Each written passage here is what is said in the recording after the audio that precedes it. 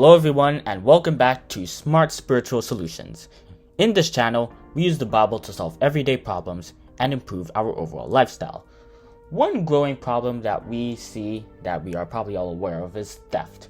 And what I've come to discover is that the biggest reason why people steal in the first place is because they're not content with the gifts that God has given them, such as good health, intelligence, ability to work, and they feel that the only way they can feel satisfied is if they take things that God has not given to them.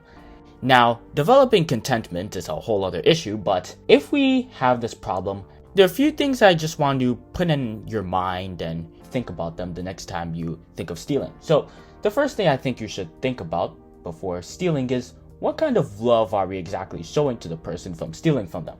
Obviously, the Bible makes a huge deal about loving our neighbors in places like Mark chapter 12 verse 31 and Leviticus chapter 19 verse 18 and many other places. But the reason why we are stealing is because we only care about ourselves and want to gain at the expense of others. However, if we actually love our neighbor and those around us, we would never steal from them even if our life depended on it, because we love them and want them to have the most successful life they can get. Plus, we don't even have the right to things that other people have, so I think we shouldn't even be wanting the things that other people have because, well, they're not ours. However, I think the biggest reason why we shouldn't steal, and something that I think we should remember from time to time, is something called the golden rule. We've probably all heard of it. It's to treat others the way you want to be treated. This rule actually came from the Bible, specifically Luke chapter 6 verse 31. Now, this connects to theft because no one, even a thief, would want to be stolen from, but despite this, thieves are still doing that to other people who don't want that either. In fact, there are even stories in the Bible we can learn from of people who did this exact same thing to others. And one example of someone who did this was King David. He stole. He took Uriah's wife, and then he took Uriah's life. And if that's not theft, I don't know what is. But the reason why he did this in this particular case is because since God had elevated him and made him king, he felt that he was better than everyone else and he can do whatever he wanted to other people, whether they liked it or not. But the Bible makes it clear that God does not really see it this way. In Proverbs chapter 22 verse 2, it states that God made everyone, both the rich and the poor. So why would you feel that you could exploit someone God made?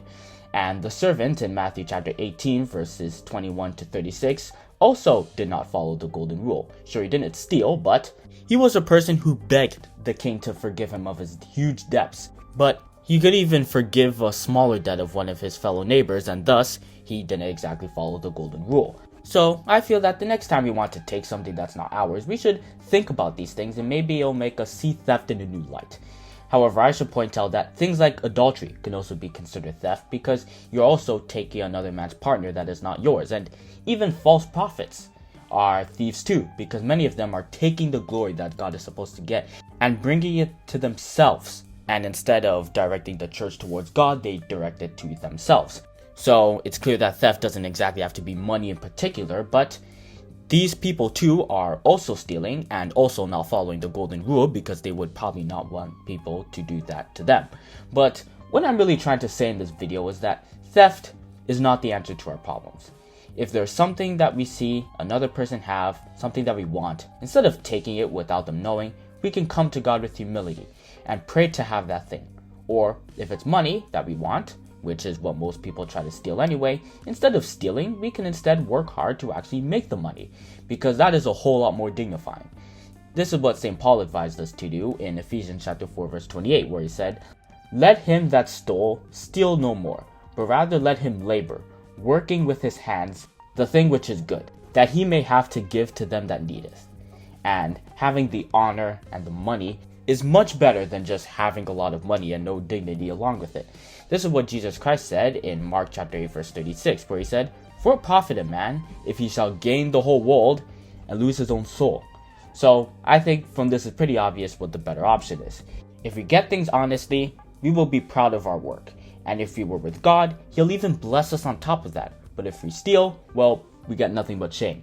And we can easily just get caught in the end. So, I'll let you decide which route you want to take. But anyway, if you have enjoyed this video or maybe have reconsidered what theft means, I would greatly appreciate if you hit the like button and also the subscribe button, and finally to click the notification bell so you can be aware of when we come out with another Smart Spiritual Solutions video.